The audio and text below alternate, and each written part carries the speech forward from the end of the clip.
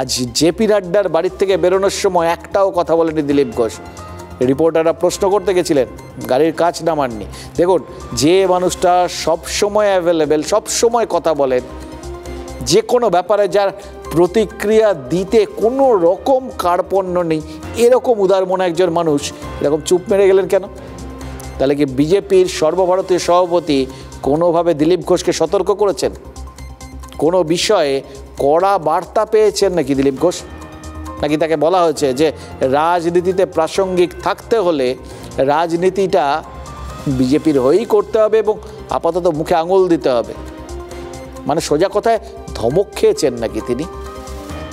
এতগুলো প্রশ্ন, ভাবুন তো, এতগুলো প্রশ্নের উত্তর আপাতত পরিষ্কার নয়, ফলে যথারীতি ফের কনফিউশন। আর এই কনফিউশন মানেই সবাই ওই সলিউশন হাতড়াতে থাকবে। হচ্ছে তাই, রাজনীতি তো। তৃণমূল কংগ্রেস বলতে শুরু করেছে শুধু হিন্দুত্ব নয়, দিলীপ ঘোষকে নিয়েও নাকি বিজেপি কনফিউজড। মানে দিলীপ ঘোষ যেখানে সাবজেক্ট সেখানে কনফিউশন আছে, কিন্তু সলিউশনের হদিশ নেই। আরও একটা বিষয় তো পরিষ্কার, দিলীপ ঘোষ আছেন, বিজেপির কর্মসূচিতে না থাকলেও আলোচনায় আছেন, কিন্তু তিনি আদতে কোথায় আছেন সেটা নিয়ে কিন্তু আবার সেই কনফিউশন আছে।